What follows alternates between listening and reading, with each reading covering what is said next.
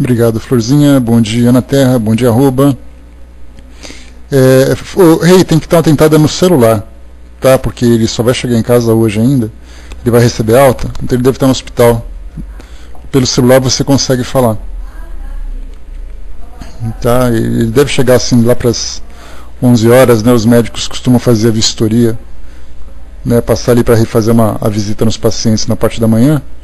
E só a partir dali que eles fazem a liberação, né? A gente sabe bem dessa rotina. E aí então ele deve estar em casa assim lá para meio-dia, 1h mais ou menos, né? Bem cansado dessa rotina hospitalar, mas se Deus quiser, com excelentes notícias para todos nós. Bom, meus amigos, nós vamos hoje fazer o estudo do nosso livro Vinha de Luz, o texto número 132, intitulado Vigilância, em que nos chama a atenção aqui Emmanuel, nas suas colocações, a respeito da importância de nós fazermos aqui, darmos a nossa contribuição na vivência prática de tudo aquilo que nós estudamos nos textos morais, né, que Jesus traz para todos nós, e que os Espíritos se esforçam tanto para nos ajudar nas reflexões, né, na revisão dessas informações. E o interessante, que eu sempre gosto de me lembrar, bom trabalho aí, arroba, que eu sempre gosto de lembrar, é que as mensagens que chegam para nós nos Evangelhos, esse que é o detalhe interessante, nós infelizmente fazemos uma leitura superficial, meio que seguindo uma determinada rotina, não prestando atenção nos detalhes ou na profundidade de cada um desses textos ou de cada uma dessas mensagens. E aí então nesses livros que nós temos, né, e nós vemos na doutrina que tem tanta coisa, tem tantos livros publicados a respeito de reflexões, de mensagens, né, dos vários e vários autores, desde aqueles que são os já reconhecidos, né, os já consagrados, né, ou então aqueles que ainda são novatos, mas que no início começa ali, né, essa mesma, não vou dizer peregrinação, mas começa com esse mesmo ofício. Então eles se esforçam para trazer para nós reflexões em torno desses textos, desses temas, sempre visando fazer com que a gente se aprofunde cada vez mais no entendimento de tudo aquilo que foi tentado passar, né? E a gente lembra que quando um estudo é feito, ou uma leitura é feita em torno desses assuntos, a nossa tendência é sempre fazer com que ele seja adaptado às nossas necessidades ou às nossas conveniências, deixando de passar o real sentido dessa nova realidade. E aí, então nós vemos ali equipes e mais equipes que se esforçam e se organizam para tentarem trazer aspectos diferentes da mesma ideia, da mesma mensagem. E aí, então, se nós colocássemos uma pequena passagem e expusesse, né, e oferecesse essa passagem para vários espíritos diferentes, cada um colocaria para nós uma característica diferente daquilo que eles podem nos oferecer, né? E isso é importante, porque a gente vê que tudo aquilo que é passado para todos nós tem sempre o mesmo objetivo, sempre a mesma proposta, né? Bom dia, Irmão X, bom dia, Wagner, bom dia, Cristi. E aí então o que eles passam para nós é exatamente para nos tentar fazer com que a gente se conduza. E se hoje a gente tem grande dificuldade de compreender o sentido, a profundidade dessa mensagem, a gente pode imaginar como era na época em que Jesus veio conversar com as pessoas e demonstrar, através dos seus exemplos, né, o comportamento mais de acordo com aquilo que realmente precisamos aprender, ou que eles precisavam aprender. E aí então o desperdício, eu não vou dizer desperdício porque foram sementes lançadas, porque tendo em vista que nós todos somos espíritos reencarnados, que estamos ali sempre nesse ciclo contínuo evolutivo, aprendendo e absorvendo, a gente lembra que essa mensagem de Jesus, que se encontra espalhada pelo mundo, em todas as regiões, mesmo naquelas religiões que não são cristãs, mas que veem Jesus como um sábio, como um profeta, seja lá qual é o título que ele receba, nós vemos sempre que essas mensagens estão sempre sendo faladas e conversadas sobre elas. Então, aos poucos, encarnação após encarnação, a gente vai absorvendo um pouquinho mais. E hoje nós temos a doutrina que tem essa preocupação, de trazer para nós a clareza, de trazer para nós o esclarecimento real de tudo aquilo que Jesus tentou nos transmitir naquela sua pequena vivência. A gente lembra, só para a gente fazer uma comparação, Kardec ele viveu aqui entre nós durante 12 anos nessa linha de trabalho. Antes de 1855, ele era para nós, né, a vida dele para nós era uma vida apenas regional, no que dizia respeito à educação francesa, à Constituição do sistema educacional, da pedagogia francesa. E a partir de 55, quando ele começou a fazer os seus trabalhos doutrinários, em 57, quando ele veio publicar o primeiro livro, e em 69, 12 anos depois, quando ele desencarnou, ele conseguiu publicar todas essas obras. Jesus esteve entre nós, conforme nós tivemos ali informações dos evangelhos, dos trabalhos, durante 3 anos apenas.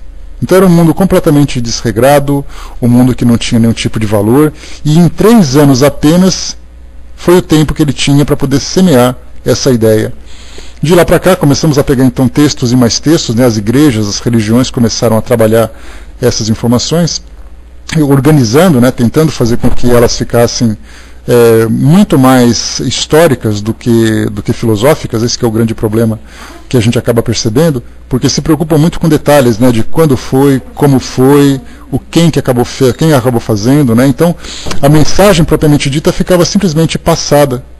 Muita gente sabe, olha, ele foi para tal lugar, que naquele local viviam tais pessoas, que aquelas pessoas fizeram tais coisas, mas a mensagem, a filosofia propriamente dita, acabou ficando em segundo plano, até porque a grande parte da população naquela época não tinha capacidade para absorver tudo isso, porque eles viviam já dentro de um sistema, e eles não tinham essa pretensão de se transformar, a não ser um pequeno grupo que eram aqueles primeiros cristãos. E aí então essa ideia veio amadurecendo, século depois de século, milênio depois de milênio, e nós chegamos hoje com equipes e mais equipes do mundo espiritual preocupados em fazer com que a gente realmente compreenda o significado da passagem daquele espírito aqui nesses 3 anos de atividade junto à sociedade daquela época e aqui depois entre nós também. E aqui então nesse nosso texto de hoje, numa dessas mensagens, Jesus costuma então passar nas entrelinhas das suas conversas, dos seus diálogos, pequenas passagens, pequenas mensagens. Aqui ele começa, por exemplo, no livro de Mateus, capítulo 24, versículo 42, ele diz para nós: vigiai, pois, porque não sabeis a que hora virá o vosso Senhor. Essa vigilância, que ele já falou em várias passagens, como por exemplo, vigiai e orai, vigiai porque a gente não sabe quando o vosso Senhor vem, né, numa das parábolas que ele trazia para todos nós, e mostrava exatamente a importância de nós nos envolvermos com determinada ideia, com determinada filosofia, e estarmos vigilantes na sua prática. Ontem nós conversamos a respeito da importância da doutrina sair do campo teórico ou sair do campo histórico, como viveu na época de Kardec, e ser trazido para a nossa realidade. Quando nós ligamos os nossos televisores, nós vemos situações das mais diversas, envolvendo violência, e violências provocadas ou violências acidentais. Nós vemos ali corrupção, nós vemos o descaso, nós vemos a indiferença. E a gente começa a se perguntar, mas se o mundo de provas e expiações tem características de falhas de comportamento e falha de valores, e nós temos a pretensão de fazer com que o nosso mundo se transforme no mundo de regeneração, é importante lembrarmos que todas essas falhas devem ser corrigidas, elas devem ser transformadas. E aqui nessa mensagem o que Emmanuel nos chama a atenção é para que observemos que nós temos a nossa parcela de responsabilidade na transformação desse mundo. E não apenas esperarmos que miraculosamente, porque essa ideia que é disseminada nas religiões tradicionais, que um dia Jesus virá. E no dia que ele vier, seremos chamados então para o julgamento final. Então todo mundo fica vivendo a sua vida de uma forma passiva, esperando que alguma coisa extraordinária, miraculosa aconteça, para que alcancemos o paraíso ou seremos então relegados ao inferno por toda a eternidade. E o que a doutrina nos traz, através dos esclarecimentos de todos os amigos espirituais, é que a nossa vivência aqui nesse nosso mundo hoje, ela deve ser transformada da passividade para a atividade. Ou seja, devemos agir, devemos trabalhar. Mas de que forma que é esse trabalho? Essa é a grande dúvida que a gente tem. Porque todo mundo diz assim, olha, eu acordo todo dia de manhã, vou para o meu trabalho, passo o dia trabalhando e depois eu volto para casa. Pronto, então eu já estou fazendo a minha parte. Só que é um trabalho moral, que é exatamente aquilo que nós temos grande dificuldade de entender e nós não conseguimos ainda compreender. Então Emmanuel diz assim para nós: ninguém alegue o título de aprendiz de Jesus para furtar-se ao serviço ativo na luta do bem contra o mal, da luz contra a sombra. A determinação de vigilância partiu dos próprios lábios do Mestre Divino. Como é possível preservar algum patrimônio precioso sem vigiá-lo atentamente? O homem de consciência retilínea, em todas as épocas, será obrigado a participar do esforço de conservação, dilatação e defesa do bem. É verdade indiscutível que marchamos todos para a fraternidade universal, para a realização concreta dos ensinamentos cristãos. Todavia, enquanto não atingirmos a época em que o Evangelho se materializará na Terra, não será justo entregar ao mal, à desordem ou à perturbação a parte de serviço que nos compete. Para defender-se de intempéries, de rigores climáticos, o homem edificou o lar e vestiu-se convenientemente. Semelhante lei de preservação vigora em toda a esfera de trabalho no mundo. As coletividades exigem instituições que lhe garantam o bem e o trabalho digno, sem aflições de cativeiro. As nações requerem casas de princípios nobilitantes, em que se refugiem contra as tormentas da ignorância ou da agressividade, do desespero ou da decadência. E no serviço de construção cristã, no mundo futuro, é indispensável vigiar o campo que nos compete. O apostolado é de Jesus, a obra lhe pertence. Ele virá, no momento oportuno, a todos os departamentos de serviço, orientando as particularidades do ministério de purificação e sublimação da vida. Contudo, ninguém se esqueça de que o Senhor não prescinde da colaboração de sentinelas.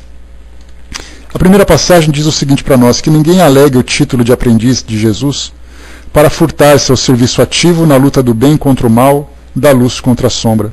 Bom dia, pessoal que chegou. Nós já fizemos um estudo há um tempo atrás, em que abordamos, se não me engano foi até mesmo aqui no nosso Evangelho, mas qualquer coisa deve ter sido também no estudo do Evangelho segundo o Espiritismo, em que nos chama a atenção essa ideia de que as religiões para todos nós ela é um refúgio para o mundo impuro, para o mundo perturbado que nos envolve hoje. Então eu vivo apenas com as pessoas que pensam como eu, frequento apenas o ambiente em que aquelas ideias que eu partilho estão sempre presentes, no caso as instituições religiosas ou filosóficas, como templos, igrejas, sinagogas, mesquitas, centros espíritas, tendas, terreiros, enfim, a gente só vive dentro daquele nosso pequeno círculo. Porque a ideia que é transmitida para todos nós é que o paraíso será alcançado não aqui, mas ele será alcançado num local distante do nosso mundo material. Porque a gente vive hoje um momento da nossa vida que é temporário, e a partir do momento em que eu me desvinculo desse mundo material, que eu nunca mais vou voltar, é a ideia corrente hoje na mente da população, das pessoas de modo geral, eu vou então para algum lugar. E esse lugar é o meu destino. Então eu estou me preservando para chegar o momento em que eu vou alcançar esse mundo de tranquilidade, esse mundo de paz. É a forma como nós vemos hoje, imaginando que o paraíso se encontra no céu.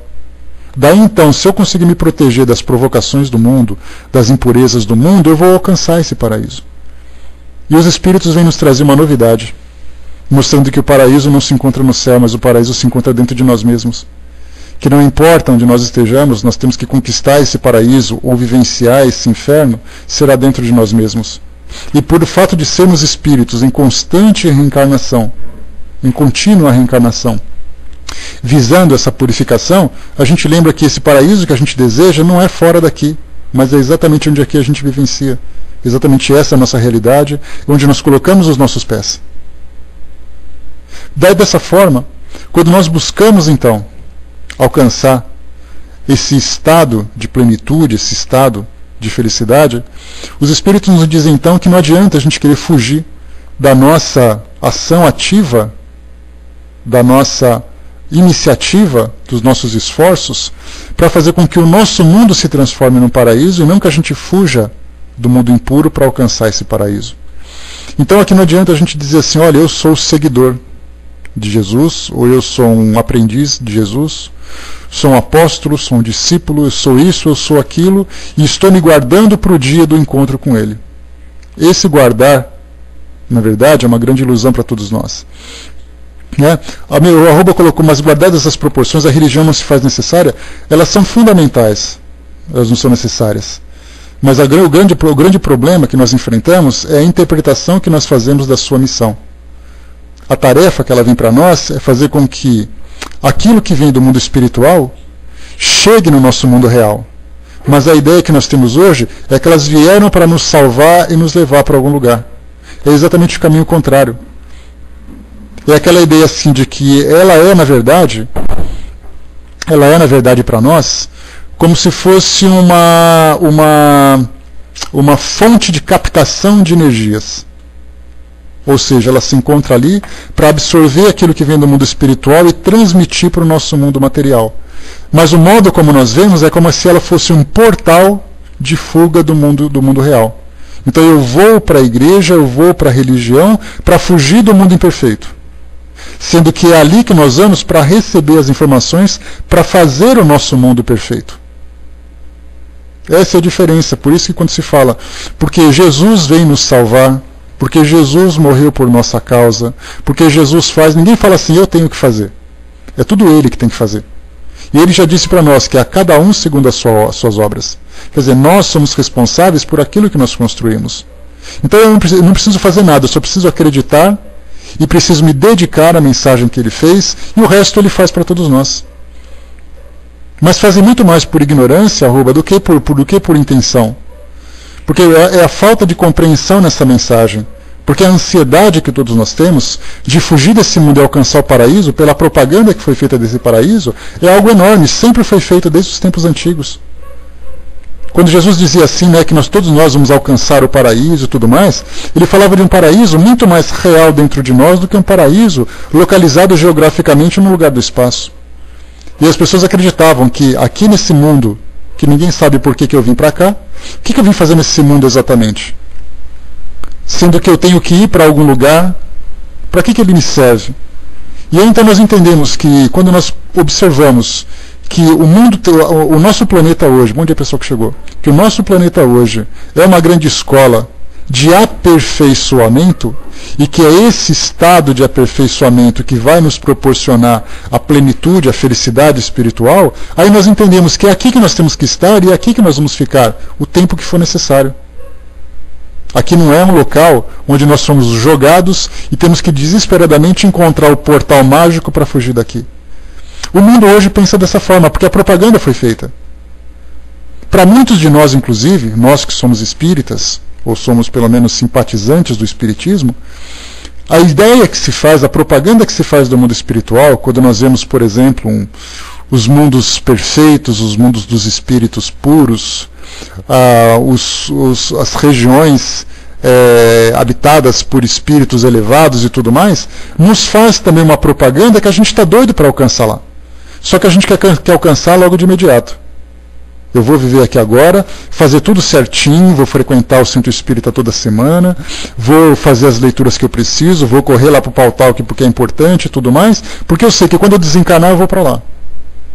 Mal sabe a gente que o ciclo de desenvolvimento mais dinâmico, mais ativo para todos nós, está apenas começando, porque é agora que nós atingimos a consciência, a importância dessa reforma, dessa revolução moral para todos nós. Então, hoje nós atingimos essa condição, e é agora que o trabalho começa a se suceder. No começo é apenas aquela coisa, nós estávamos aprendendo a escrever, estávamos aprendendo a balbuciar as primeiras palavras na leitura, a fazer os primeiros cálculos. Hoje, através do entendimento dos valores, da importância de nós estarmos aqui, começamos a enfrentar equações mais complexas. E é agora que o nosso trabalho de fato começa a exigir de nós maior atenção, maior esforço. Então quando a gente fala assim, olha, eu sou seguidor porque eu sou espírita, porque eu sou evangélico, porque eu sou católico, porque Jesus vai me salvar. Na verdade ele veio te mostrar como é que você faz para poder aprender. Essa ideia da salvação nos lembra fuga, nos lembra distanciamento. Então, na verdade, não importa onde nós estejamos, se eu estiver num planeta como esse, se eu estiver num mundo mais evoluído, o importante para todos nós é a condição em que eu estarei lá. A gente pode imaginar, por exemplo, quando a gente pega um espírito como Madre Teresa de Calcutá, que na minha opinião é uma das grandes referências de nobreza, de grandiosidade que passou aqui pelo nosso mundo, para alcançar uma condição como aquela, pelo menos eu me vejo assim, eu vou precisar trabalhar tanto, eu vou precisar transformar tanto, para poder chegar perto do que ela foi, e mesmo assim ela estava aqui. Então eu fico me perguntando, quando eu falo assim, Jesus vai me salvar, como é que eu posso me encontrar privilegiado de fugir do mundo como esse, sendo que um espírito como aquele esteve aqui, trabalhando tanto e demonstrando tanto? Por que eu me acho especial? E eu não falo da vida religiosa dela ter vivido lá a vida contemplativa dela, e tudo, eu falo pelo trabalho que ela realizou. Quando a gente pega um espírito como Mahatma Gandhi, que foi capaz de reformular países, nações, pela sua mensagem, quando a gente pega o nosso pequeno, como ele gostava de ser chamado, Chico Xavier, que pela sua pequenez fez aquela monstruosidade na transformação na vida de tantas pessoas, eles estiveram aqui com esse tamanho todo. Por que eu acho que dizer apenas que eu sou um seguidor de Jesus, eu vou ser diferente deles e vou ser lançado para o paraíso? Se o que eles fizeram aqui foi um trabalho que os elevaram em determinada condição, eu tenho que fazer aquilo que eles fizeram e muito mais. Então eu posso imaginar a distância que eu me encontro desse estado de grandiosidade, desse estado paradisíaco que eu busco tanto. Então não adianta a gente querer se imaginar como Jesus. A gente tem que trabalhar como ele trabalhou. Porque a nossa missão aqui no nosso planeta, eu não falo de missão usando aquele jargão clássico que tem dentro da doutrina, mas o trabalho que nós temos que realizar aqui nesse nosso planeta é fazer com que essa mensagem que nós tanto acreditamos seja demonstrada e as pessoas se convençam de que ela é real. Porque não adianta eu chegar dentro lá do meu centro espírita e eu falar assim, porque Jesus é bom, porque Jesus é isso, porque o amor é isso, porque a caridade é aquilo. Eu acredito em tudo isso, na próxima etapa eu estou em nosso lar. Não é assim não, é da porta para fora do centro que eu vou mostrar realmente se eu conseguir aprender aquilo tudo. Por isso Emmanuel nos chama a atenção aqui mais uma vez, nessa primeira mensagem. Ninguém alegue o título de aprendiz de Jesus para furtar-se do serviço ativo na luta do bem contra o mal, da luz contra a sombra. E onde se encontra o bem contra o mal? O bem sempre está nessas casas de reflexões, nas casas de orações. O mal está fora. Então é lá que nós temos que lutar. É essa iluminação, é essa bondade que nós tanto acreditamos, que tem que ser disseminada no mundo hoje. Ele continua dizendo para nós: a determinação de vigilância partiu dos próprios lábios do Divino Mestre. Ou seja, ele que nos alertou, temos que ser vigilantes. Mas a vigilância significa, se eu não tenho que vigiar as pessoas, eu tenho que vigiar a mim mesmo. Como é possível preservar algum patrimônio precioso sem vigiá-lo atentamente? O patrimônio para todos nós, sem dúvida nenhuma, é exatamente a mensagem que foi trazida. Essa foi a nossa grande herança que nós recebemos. Desculpem. É verdade indiscutível, essa passagem aqui que foi a que eu achei mais interessante. É verdade indiscutível que marchamos todos para a fraternidade universal, para a realização concreta dos ensinamentos cristãos. Isso significa o seguinte, que é certo, já nos foi falado, que o nosso planeta vai se transformar. Vai se transformar por essa mensagem edificante que Jesus trouxe para todos nós. Que a caridade, que o amor, que a compreensão, tudo isso vai ser algo comum no nosso mundo hoje, não vai ser exceção. Nós vamos olhar para as pessoas com amor, independente se elas são da família, se elas são de fora. Elas vão nos respeitar, nós vamos respeitá-las. Nós viveremos assim um paraíso maravilhoso, aqui nesse nosso mundo. E isso é uma verdade indiscutível. Todavia, já coloca um porém para nós aqui, Emmanuel, enquanto não atingimos essa época em que o Evangelho se materializará na Terra, não será justo entregar ao mal, à desordem ou à perturbação, a parte do serviço que nos compete. Quando a gente fala o nosso mundo entregue ao mal, à desordem e à perturbação, aquilo que eu falei para vocês, a gente liga os televisores hoje, assiste aos telejornais, e a gente vê aquelas grandes mazelas da sociedade, que é a miséria, que é a corrupção, que é a ignorância, que é a violência, que são os vícios. Esses males estão cada vez mais presentes nas famílias e nas sociedades, precisando de transformação. Só que, por esse pensamento equivocado que nós colocamos no início, eu digo o seguinte, olha o seguinte, eu não sou viciado, a minha família não é viciada, então nós estamos salvos. Só que no vizinho tem alguém doente, na rua tem alguém doente. Só que nós não nos envolvemos porque nós não temos nada com isso. Nós vivimos uma manifestação muito interessante no fim de semana, em várias capitais do Brasil, passeatas contra a corrupção. Essa corrupção é o mal que se encontra presente, é a desordem, é a população, é a perturbação que se encontra aqui nos nossos governos, nas nossas instituições. E isso precisa ser transformado por aqueles que compreendem que aquilo é errado.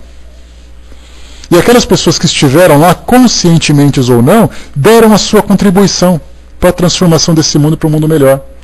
Porque todo mundo imagina assim, eu quero viver num mundo melhor, nós estamos construindo um mundo melhor, as pessoas estão construindo um mundo melhor. Mas não se deram conta que esse mundo melhor significa exatamente o mundo que vivencia essa mensagem que nós já conhecemos. Então, conscientes ou não, por isso que a gente fala o seguinte, que não é a religião que transforma, é a consciência. Então eu posso ser religioso dessa ou daquela escola filosófica, ou eu posso ser ateu e não acreditar em nada. Mas são os meus princípios que vão fazer com que se modifiquem. Então, uma educação que eu dou dentro de casa para um filho, para uma criança, no meu trabalho, na rua, a caridade que eu prego, chamar a atenção daquilo que está errado, lutar contra aquilo que está equivocado. Muitas vezes vem na questão da denúncia, vem na questão da correção, vem de chamar a atenção. Essas atitudes, exatamente o serviço ativo na luta do bem contra o mal, é o que vai fazer a diferença. E é esse paraíso que a gente vai viver aqui hoje. Nós temos que fazer com que o céu venha para a terra, e não que a gente fuja para o céu, deixando a terra para trás. Porque muitas pessoas acreditam que vai parar um ônibus aqui, um trem, nós vamos embarcar nesse trem, nós vamos partir sem sequer olhar para trás. Ah, não tenho nada com isso, eu consegui me livrar. Não é assim que funciona. Se nós não trabalharmos para a edificação do nosso mundo exterior, o nosso mundo interior jamais vai ser edificado. Aquilo que a gente faz fora é aquilo que reflete dentro da gente. Se eu destruo lá fora, eu estou destruindo aqui dentro. Se eu construo o amor lá fora, o amor está construindo aqui dentro. Porque é através da prática que a gente demonstra o nosso verdadeiro conteúdo.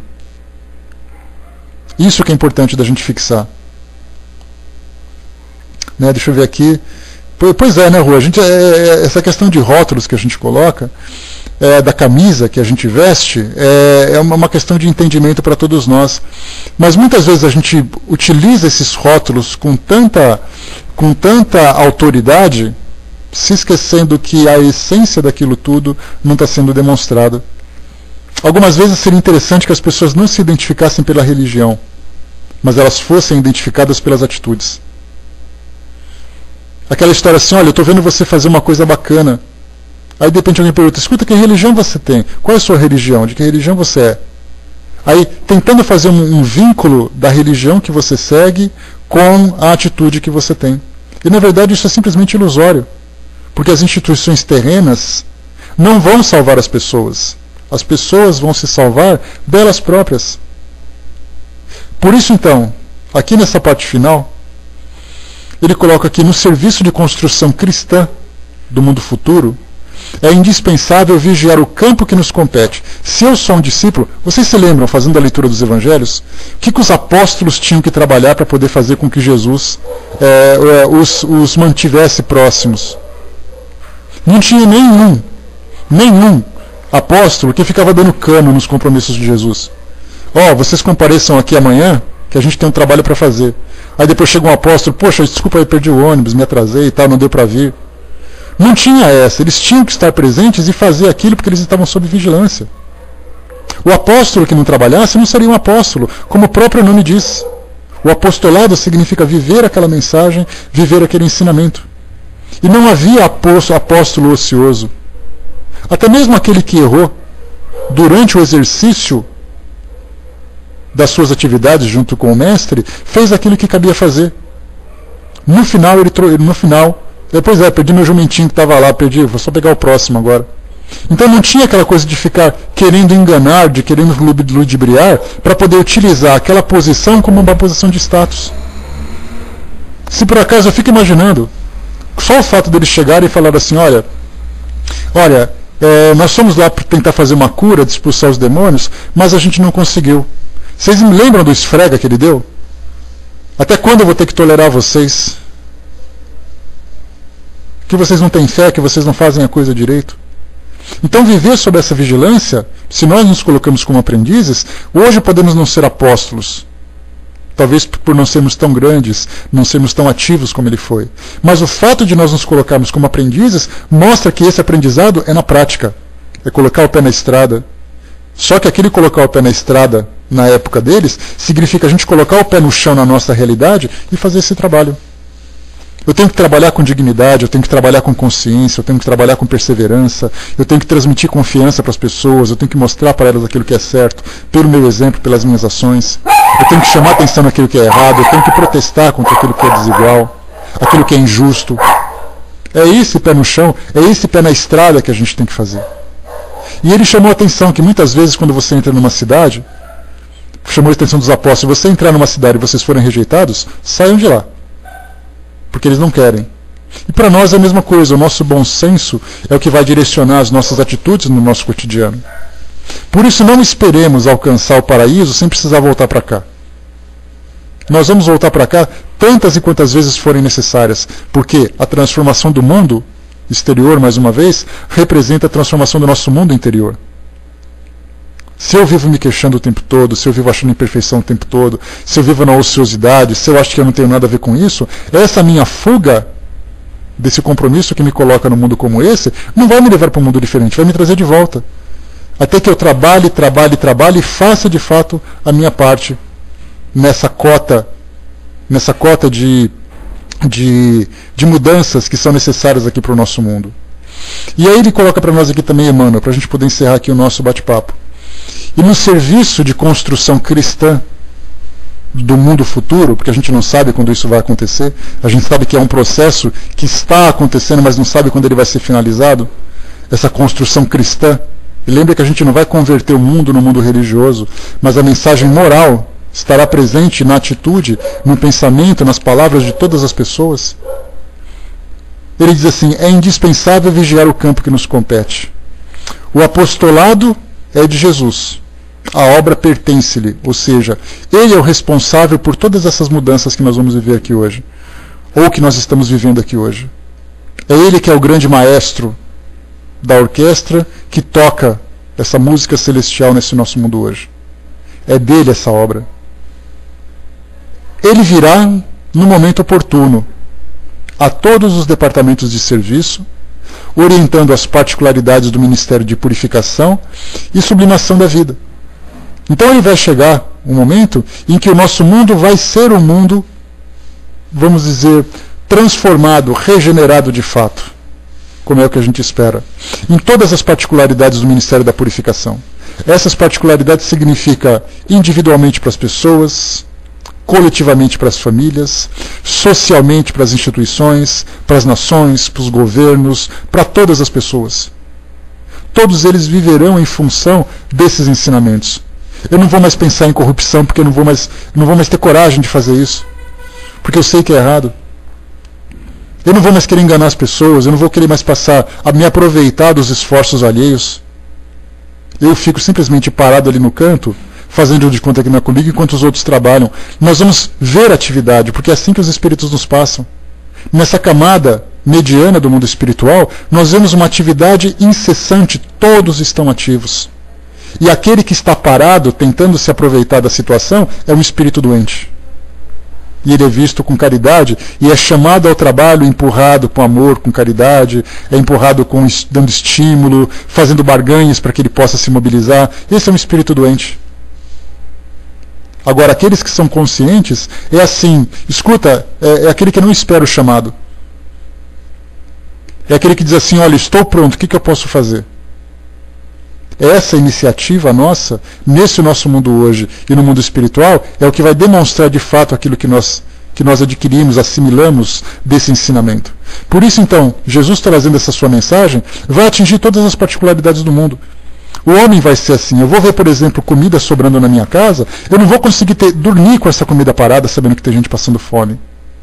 Eu tenho tempo livre para mim mesmo, eu não vou conseguir ficar quieto, imaginando que tem gente precisando de uma orientação, de um ombro amigo, de uma educação, de uma assistência, sabendo que eu estou parado vendo televisão. Eu vou ter o meu tempo de repouso, mas eu não vou ter tempo ocioso. Porque a minha ociosidade pode ser transformada em benefício do próximo. É essa ideia que vai mostrar para nós o mundo transformado. Só que a gente espera que isso aconteça. Jesus vai vir salvar o mundo. Enquanto isso, a gente fica sentado, rezando, esperando acontecer. O grande equívoco nosso, imaginando que as religiões são passivas, esperando as bênçãos cair do céu. Só que, na verdade, a filosofia dessas religiões deve demonstrar atividade para todos nós. Porque somos nós que vamos construir, nós que vamos semear e nós que vamos colher. E Emmanuel fecha para nós com o seguinte: ninguém se esqueça que o Senhor não prescinde, quer dizer, Ele não abre mão da colaboração de sentinelas, que somos nós. Qual é o mundo perfeito? O mundo do amor e da caridade. Quem vai ensinar isso? Ele vai ter que descer do mundo espiritual até aqui de novo para poder explicar isso? Será que ele não pode contar com ninguém mais para fazer para passar essa mensagem, para demonstrar na prática para as pessoas como isso funciona?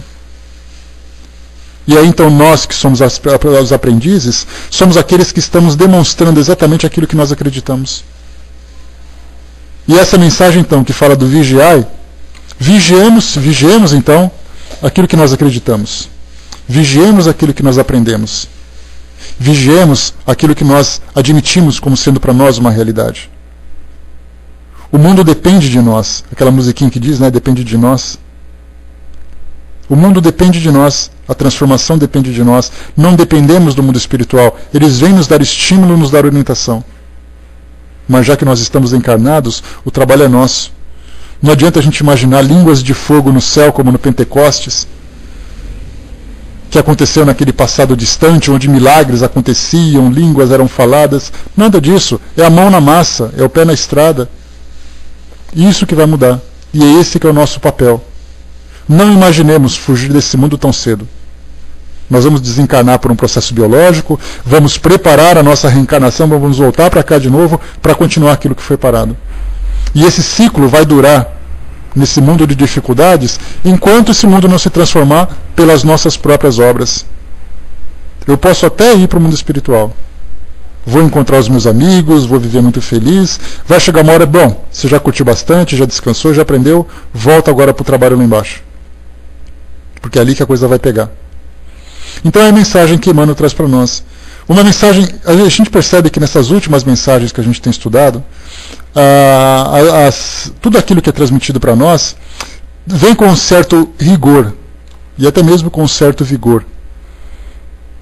É aquela ideia de chamar a atenção, de despertar, de chacoalhar, da gente sair daquele mundo de faz de conta, das orações, porque oração para nós dá a impressão de mais uma vez de fuga.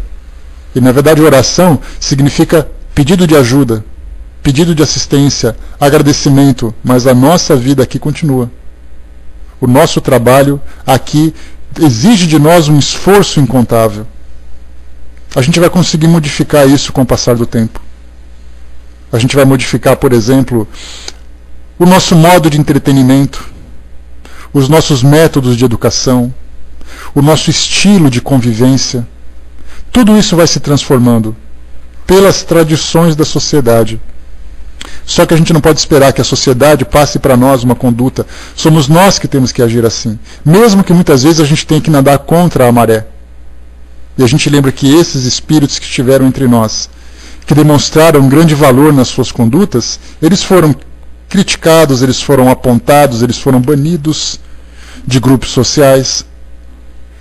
Mas eles não mudaram a sua postura. Eles foram capazes de enfrentar, porque o compromisso que eles tinham era muito mais profundo do que a gente imagina. Né? Exatamente, né? Porque do contrário, Belinha, a gente sempre vai esperar, né, que as coisas aconteçam para nossa satisfação pessoal. Quando a gente fala no Pai Nosso, quando nós estudamos, que seja feita a vontade de Deus, Nós estamos, assim, admitindo aquela condição de fazer aquilo que ele deseja para o nosso mundo hoje. Ou seja, fala assim, olha, eu estou aqui, eu aceito as suas determinações, o que eu preciso fazer? Então a gente faz as orações sempre imaginando que ela funciona de outra forma, que a nossa fé tem outro objetivo, outra proposta. A nossa fé serve para uma transformação íntima. Mais uma vez, não tem objetivo de fuga da nossa realidade. Daí então, assumindo essa nova conduta mental, essa nova postura, a gente vai conseguir se posicionar de um modo diferente perante o mundo e perante nós mesmos. De enfrentar as dificuldades do nosso mundo e trabalhar para transformá-las. Do contrário, isso não vai acontecer. Se cada um esperar que o outro faça aquilo que nos cabe fazer, a gente vai demorar muito para ver o mundo transformado ainda. E exatamente essa nossa distância da responsabilidade do compromisso é o que vai nos manter cada vez mais afundados aqui, no mundo dessas condições. Então, meus amigos, fechando por aqui o nosso estudo de hoje, o texto número 132, Vigilância, aqui do nosso livro Vinha de Luz, Emmanuel nos chamando a atenção, naturalmente colaborado com a colaboração de tantos e tantos amigos espirituais, vem exatamente nos despertar. Que a vida ela é construída pela ação, e não simplesmente pela expectativa, pela passividade, mas pela atividade. Demore o tempo que demorar, por maior que sejam os nossos esforços. Eu passo então para a nossa amiga Beth, que vai fazer para nós o encerramento, e eu volto em seguida depois para dar os recadinhos para vocês. Lembrando que de sexta-feira o nosso estudo é mais curto, né, porque é só o nosso